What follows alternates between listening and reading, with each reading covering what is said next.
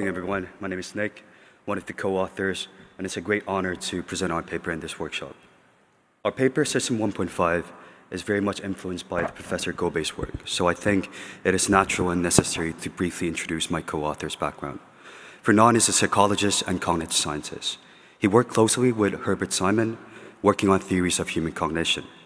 For example, together they revisited chunking theories, which later resulted in forming something called template theory. He also worked on a cognitive model called CREST, a computational model of human intuition and cognition. While he couldn't be here today, I'm happy to relay any questions to him after the workshop. Now let's move on. So what exactly do we mean by System 1.5? There's System 1 and System 2. Instead of viewing these two systems as dichotomous concepts, multiple scholars support the view that they are continuous. For example, the dual process theories, like Jonathan Evans, while defending the notion of dual modes, duality in our minds, noted that these two modes are likely to exist on a continuum. So coming up with a name System 1.5 implicitly acknowledges the notion of continuum between these two modes of processing. Rather than treating intuitive and analytical processing as completely separate, we view them as existing on a continuum that can be dynamically regulated. So System 1.5 is a framework that captures how this regulation works. Just as human experts know when to trust their intuition and when to engage in careful analysis, System 1.5 provides ways for AI agents to make these same kinds of decisions. It's inspired by the way human experts regulate their thinking, dynamically shifting between quick pattern recognition and deeper analytical reasoning based on the situation at hand. We attempted to formalize this mechanism in the paper, but the key idea is that the pattern recognition guides search. And in this version of framework, we propose 3 components. Monitor that assesses how familiar the problem is, generator that produces potential solutions based on the familiarity, and evaluator that verifies the quality of those solutions. On familiarity score, we believe that there are 2 different types. One is how familiar the problem is, and the other is how familiar it is with the solution. So for example, I know what to do with this versus I encountered this in the past, but the solution escapes me, to me, is 2 different feelings of knowings. In the prior case, we are familiar with both the problem and the solution, while the latter, we are only familiar with the problem. Perhaps it is also possible to describe this idea of familiarity as the idea of uncertainty as well. This is the high-level overview of the training phase. So for an input xi, the generator generates C possible solutions. On one side, we assess the preferences and stack the dataset of preferred and dispreferred solution at every iteration T. On the other side, we assess the familiarity. We have not yet fully conceptualized how we should approach with this concept. For example, how could we best represent the 2 notions of familiarity that I mentioned before? Should this score coming from the model or from the dataset? Further, how should we treat the idea of problem complexity? Should we separate the idea of complexity with familiarity? For example, is recognizing problem being complex implies that they could identify relevant patterns and subcomponents, or is it actually indicating their inability to find familiar patterns, thus making the problem appear complex? These are unsolved questions to be addressed in the future research, but for now, let's assume that we can represent the familiarity. This allows creating an interesting data set over here. We will now have combinations of known unknowns problems and known unknown solutions. To me, the most interesting combination would be unknown problems and known solution.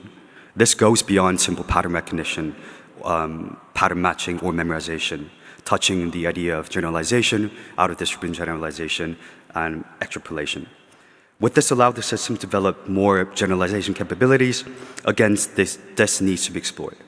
Suppose that we reach at capital T iteration, then we would now have data set evaluator and monitor. And after training the model with such data sets, the system's inference stage would look something like this. But instead of me describing what this diagram means, let me give an intuitive explanation. So let's consider an expert chess player under 3 different scenarios. Sometimes they make moves almost instantly, but other times they pause to calculate complex sequences carefully. For highly familiar problems, it trusts rapid pattern recognition, similar to how a chess master instantly knows the right move in a common position. For moderately familiar problems, say point 8, it generates 2 candidate solutions and evaluates them, like when an expert considers a few promising options before making a move. I assume there will be a lot of chess players in this room. Suppose you're a white player. Both moves in the diagram would be obvious, intuitive moves that maintain advantage for white. But a good player would verify that the rook move gives a larger advantage than the knight move. And for unfamiliar problems, it not only generates max possible solutions, but also engages in system 2, an additional analytical resource. This is similar to how experts slow down, use more cognitive resource, and calculate carefully in novel situations. I hope that the entire picture of this framework now makes somewhat sense. And of course, this framework is not free from limitations. On top of not fully specifying what constitutes System 2 component processing, in hindsight, the framework would have better reflected human expertise development if System 2 processes were more actively engaging in the training stage. One of the key ideas to describe in human expertise development is deliberate practice. Deliberate practice allows human experts to transition from effortful practice to effortless practice. We could perhaps reflect this idea during the training phase, such that at every iteration, the model internalizes the rule and logics from System 2. So, summing up, the paper's contribution are mainly twofold. While we did not really cover in this presentation due to time constraints, the first half of the paper explored the theoretical consensus on System 1. We explored scholars like Hubert Dreyfus, Herbert Simon, Daniel Kahneman, and Fernand Gobet. We explore the consensus because we often loosely describe System 1 with some descriptive words. Coming from a social science background, conceptualization was a necessary step to operationalize and to forward the discussion further. The second half, System 1.5, showed how theoretical insights from cognitive science and psychology can be translated into concrete framework for AI systems. I would like to end this talk by sharing you the conversation I had with a group of scholars from last night's social. So we discussed why we should draw inspiration from cognitive science or psychology at all when building AI agents. What's the point? One could say that we should focus on developing AI agents or systems that simply perform better on tasks via engineering. And sometimes techniques like prompt engineering, i.e. chain of thought, works extremely well without us having a solid theoretical background. During the conversation, one researcher made a compelling analogy with humanoids.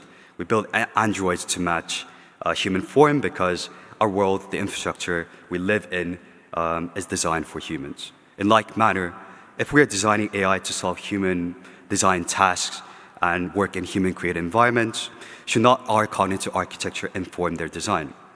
But also in formalizing these cognitive principles for AI, we might develop new insights about human intelligence itself. Thank you very much for your attention, and I'm looking forward for any further discussion.